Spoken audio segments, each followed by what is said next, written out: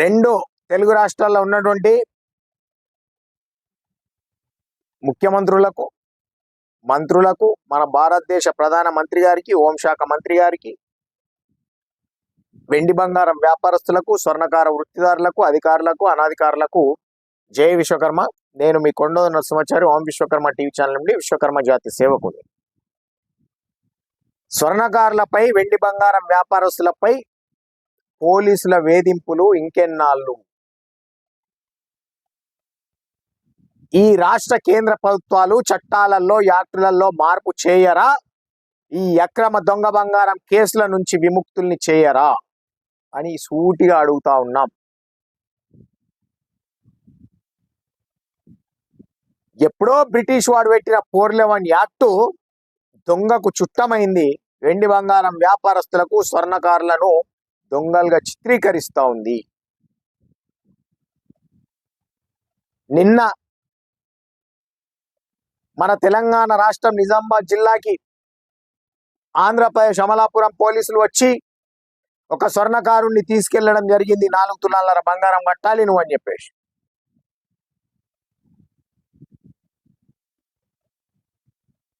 ఎవరిచ్చిర్రు వీళ్ళకి అధికారం అంటే? బ్రిటిష్ వాడు పెట్టిన 411 యాక్టు. దౌర్జన్యంగా తీసుకెళ్లడం, భయభ్రాంతులకు గురి చేయడం.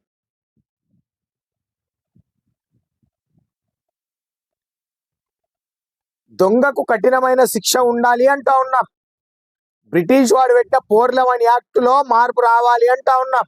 మార్పు చేయాలి కదా. కేంద్ర రాష్ట్ర ప్రభుత్వాలు రాజకీయ పార్టీ నాయకుల అవసరాల కోసం ఎన్నో చట్టాలు మార్చిన ఈ ప్రభుత్వాలు, అంబేద్కర్ రాష్ట్ర రాజ్యాంగంలో సవరణలు చేసిన ఈ ప్రభుత్వాలు బ్రిటిష్ వాడు పెట్టిన చట్టాలలో ఎందుకు మార్పు తీసుకురారు అని చెప్పేసి అడుగుతా ఉన్నాం. 1860 కంటే ముందు దొంగలకు కఠినమైన శిక్షలు ఉండేటివి. అప్పుడు ఈ సెల్ ఫోన్లు లేవు, యూట్యూబ్లు లేవు, ఫేస్బుక్లు లేవు, సోషల్ మీడియా లేదు, అప్పట్లో టీవీలు లేవు, ఫోన్లు లేవు, ఎవ్వి లేవు. అట్లాంటి సమయంలో దొంగలకు చాలా కఠినమైన శిక్షలు ఉండేటివి. చిన్న దొంగతనం చేస్తే కొరడా దెబ్బలు కొట్టేది. దానికంటే ఇంకా కొంచెం పెద్ద దొంగతనం చేస్తే గుండు గీయించి, జీడి బొట్లు పెట్టి, స్టాంపులు వేసి వీడు దొంగ అని చెప్పి గాడిద మీద ఉసోట్టి ఊరేగించేది, కొరడా దెబ్బలు కొట్టేది. అంతకంటే ఇంకా కొంచెం పెద్ద దొంగతనం చేస్తే చేతులు నరికేసేది. ఊళ్ళకెళ్ళి, కులంలోకెళ్ళి బహిష్కరించేది. ప్రభుత్వ ఆస్తులు కానీ, దేవాలయం ఆస్తులు కానీ దొంగతనం చేస్తే ఉరి శిక్షలు వేసేది. ఉరి శిక్ష అంటే ఉల్లు తీసేది కాదు, కింద వండబెట్టి ఏనుగులతో తొక్కించి చంపేసేది ఆ దొంగను.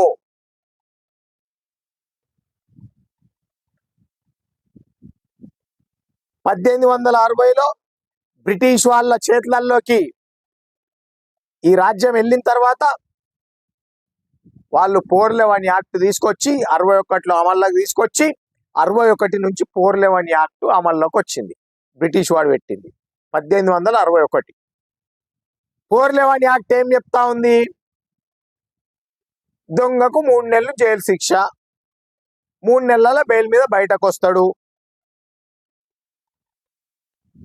మళ్ళీ దొంగతనమే వేస్తాడు. ఎవరిది ఒక షాప్ చూపెట్టాలి, అక్కడ రికవరీ చేపియాలి. పోలీసు వాళ్ళకి లాభం, ఆ దొంగకు లాభం. వాడు విపరీతమైన కోట్ల రూపాయల ఆస్తులు కొని పెడతా ఉన్నాడు. ఒక్కొక్క దొంగ మీద 120 కేసులు, 150 కేసులు, 200 కేసులు, 400 కేసులు. వానికి భయం ఎక్కడ ఉంటుంది? మొన్నటికి మొన్న హైదరాబాద్లో 2 నెలల కాల పరిమితిలో 5-6 దొంగతనాలు చేసిర్రు. నేపాల్ గ్యాంగ్ ఇళ్లలో పని మనుషులుగా చేరి ఒక మాజీ ఐఏఎస్ భార్యను చంపేసిర్రు. ఎందుకు జరుగుతూ ఉన్నాయి దొంగతనాలు? దొంగలకు కఠినమైన శిక్షలు లేవు కాబట్టి. దొంగతనాలు జరగకూడదు అంటే ఏం చేయాలని చెప్పేసి కేంద్ర రాష్ట్ర ప్రభుత్వాలు ఒక కమిటీని వేసి స్వర్ణకారులతో, వెండి బంగారం వ్యాపారస్తులతో, లాయర్లతో, జడ్జీలతో కూర్చొని, మేధావులను కూర్చోబెట్టి చర్చలు జరపాలి కదా. దొంగ కఠినమైన శిక్షలు ఉన్నప్పుడు కదా వాడు దొంగతనం అనేది చెయ్యడు. దొంగను అడ్డం పెట్టుకొని స్వర్ణకారుల దగ్గర వెండి బంగారం వ్యాపారస్తుల దగ్గర రికవరీ చేయాలి, భయభ్రాంతులకు గురి చేయాలి, దొంగను జైలుకు పంపించాలి, వాడిని మళ్ళీ జైలు నుంచి వదిలేసేయాలి బెయిల్ మీద, వాడు మళ్ళీ దొంగతనమే చేయాలి. ఎవరికి చుట్టమైంది? 411 యాక్టు దొంగకు చుట్టమైంది. కాబట్టి మేమేమంటా ఉన్నామంటే కేంద్ర రాష్ట్ర ప్రభుత్వాలు మంచి ఆలోచన చేసి దొంగతనాలు జరగకూడదంటే దొంగ కఠినమైన శిక్షలు వేయడం కోసం ఒక కమిటీని ఏర్పాటు చేసి పార్లమెంట్లో బిల్లు పెట్టి రాష్ట్రపతి ఆమోదం తీసుకొని పొందిన తర్వాత చట్టంలో మార్పు తేవాలి. దొంగ యొక్క చిరచర ఆస్తులు జప్తు చేసేది 1860 కంటే ముందు 100 రూపాయల సొత్తు దొంగతనం చేస్తే 400 రూపాయల ఆస్తి జప్తు చేసేది. 4 ఇంతలు 2 ఇంతలు డబలు దొంగతన తీవ్రతను బట్టి.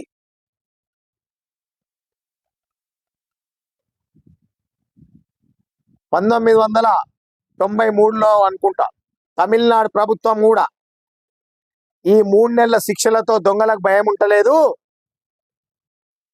దేవాలయాలలో దొంగతనం చేసిన దొంగకు 3 సంవత్సరాలు కఠినంగా శిక్ష ఉండాలి అని చెప్పేసి 411 యాక్ట్లో వాళ్ళు మార్పులు చేసుకున్నారు.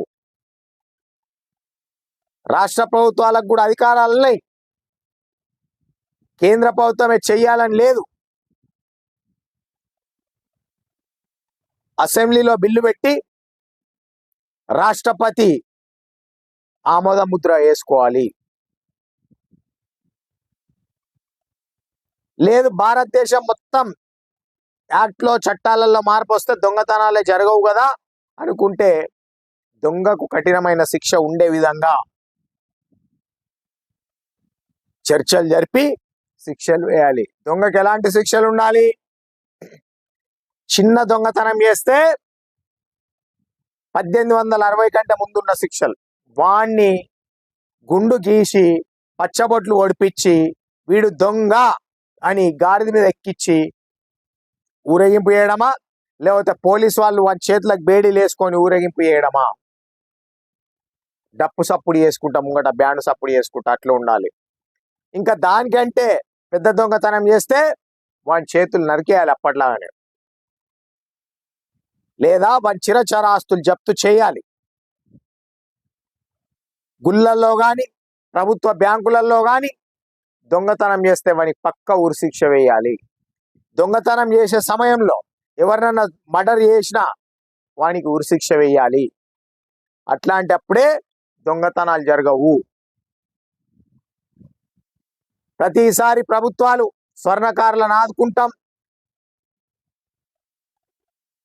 అని చెప్తా ఉన్నారు, కానీ ఎలాంటి చర్చలు లేవు, ఎలాంటి మార్పులు లేవు, చట్టాలలో ఎలాంటి మార్పులు చేయడం లేదు. రాజశేఖర్ రెడ్డి గారు ముఖ్యమంత్రిగా ఉన్నప్పుడు ఈ సమస్య రాజశేఖర్ రెడ్డి గారి దృష్టికి తీసుకెళ్ళినప్పుడు అతను ఒక కమిటీ వేసి ఒక నిర్ణయం తీసుకోవడం జరిగింది. ఏంది? పోలీసు వాళ్ళు డైరెక్ట్గా స్వర్ణకారులను కానీ వెండి బంగారం వ్యాపారస్తులను కానీ పోలీస్ స్టేషన్కు తీసుకెళ్లకుండా లోకల్లో ఉన్న సంఘాలను కలిసి వాళ్ళ దగ్గరనే ఒక మీటింగ్ లాగా ఏర్పాటు చేసుకొని రియల్గా దొంగతనం చేస్తే మీ దగ్గర ఏమన్నా ఆధారాలు ఉంటే చూపించాలి, నేరుగా మీరు పోలీస్ స్టేషన్ తీసుకెళ్లి ఇబ్బందులకు గురి చేయొద్దు, అక్కడ నిర్బంధించొద్దు అని ఒక కమిటీ వేసి ఒక చట్టాన్ని తేవడం జరిగింది. అది రాజశేఖర్ రెడ్డి చనిపోయిన తర్వాత అమల్లో లేదు, ఏం లేదు, దాన్ని పట్టించుకున్న నాదుడు కూడా లేడు. దాంతో కూడా ఏం మేలు జరగదు స్వర్ణకారులకు కానీ వెండి బంగారం వ్యాపారస్తులకు కానీ, దొంగతనం జరుగుతున్నటువంటి బాధితులకు కానీ. న్యాయం జరగాలంటే ఏం చేయాలి? ఐపీసీ 411 యాక్ట్లో మార్పు చేయాలి. బ్రిటిష్ వాడు పెట్టిన యాక్ట్ అది, మార్పు చేసి కొత్త యాక్ట్ తీసుకురావాలి. ఏం యాక్టు? దొంగ కఠినమైన శిక్ష, దొంగ యొక్క చిరచర ఆస్తులు వేలం వేయడం, వేలం వేసి రికవరీ చేసుకోవడం. దొంగలు దొరలై తిరుగుతా ఉన్నారు, వెండి బంగారం వ్యాపారస్తులు దొంగలుగా చిత్రీకరించబడతా ఉన్నారు. కాబట్టి ఇట్టి యాక్ట్లో మార్పు వచ్చే వరకు ఇన్ని రోజులు ప్రెస్ మీట్లు ఇవన్నీ పెట్టి ఊరుకున్నాం. గట్టి కార్యాచరణ చేయబోతా ఉన్నాం.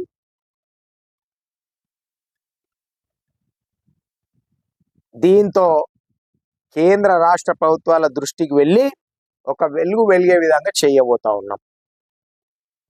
గట్టిగా పోరాటం దీనిపైనే. 411 యాక్ట్లో మార్పు రావాలి. దొంగ కఠినమైన శిక్షలు ఉండాలి.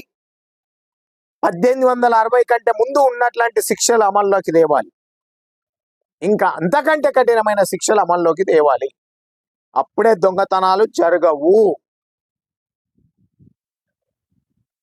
స్వర్ణకారుల దగ్గర, వెండి బంగారం వ్యాపారస్తుల దగ్గర రికవరీ చేసి బాధితులకైనా మొత్తం బంగారం ఇస్తా ఉన్నారా అంటే లేదు.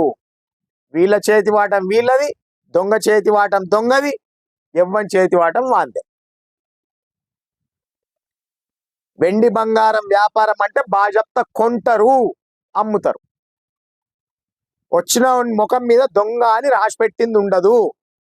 మీరు దొంగతనం చేసిన వ్యక్తి ముఖం పైన పచ్చబొట్టు ఒడిపియండి, వీడు దొంగ స్టాంప్ వేయండి, వీడు దొంగ అని చెప్పేసి. 1860 కంటే ముందు ఉండే కదా, స్టాంప్ వేయండి వాడికి.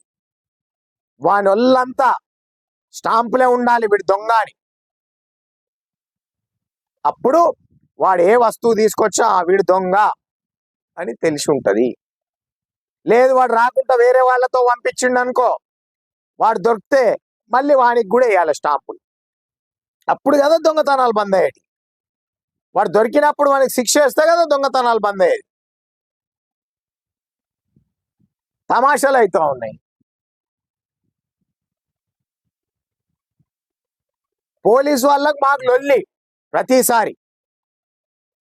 ఎట్లా పట్టుకపోతామని మేము, లేదు పట్టుకపోతామని వాళ్ళు, లేదు కట్టాలని వాళ్ళు, కొనంది ఎందుకు కడతామని మేము. ఇవే లొల్లులు అవుతున్నాయి. పోలీసు వాళ్ళు చట్టంలో మార్పు తీసుకురండి, యాక్ట్లో మార్పు తీసుకురండి అని చెప్పేసి ప్రభుత్వం దృష్టికి ఎందుకు తీసుకెళ్తలేరు అంటే కొంతమంది పోలీసు వాళ్లకు ఇది పండగలాగున్నది. కాబట్టి వాళ్ళు కూడా ఆ యాక్ట్లో మార్పు రావాలని కోరుకుంటలేరు. ఆ యాక్ట్లో మార్పు వస్తే పోలీసు వాళ్ళకు మాకు లొల్లి ఉండదు, దొంగతనాలు కూడా జరగవు. దొంగతనాలు జరగకుండా ఉండాలంటే 411 యాక్ట్లో ఇమీడియట్లీ తక్షణమే మార్పు చేయాలి కేంద్ర రాష్ట్ర ప్రభుత్వాలు కూర్చొని.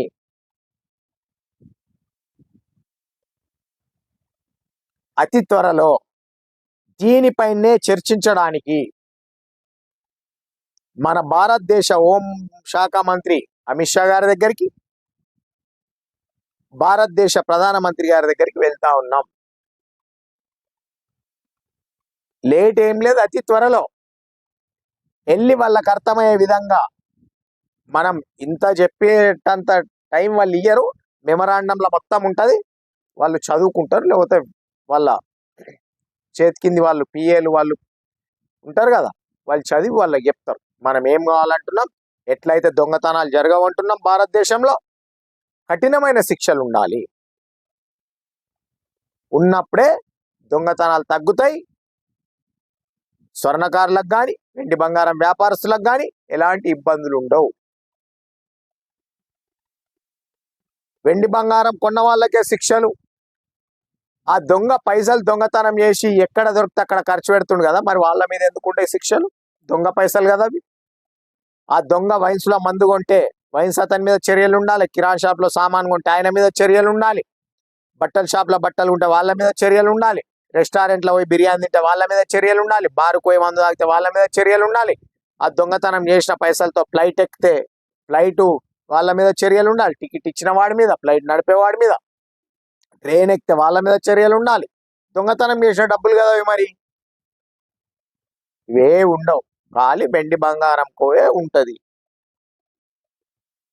ఇది తమాషాలైన యాక్ట్లు, దొంగ యాక్ట్లు ఇవి. బ్రిటిష్ వాడు పెట్టినాయి కదా, వాడే ఒక పెద్ద దొంగ బ్రిటిష్ వాడు.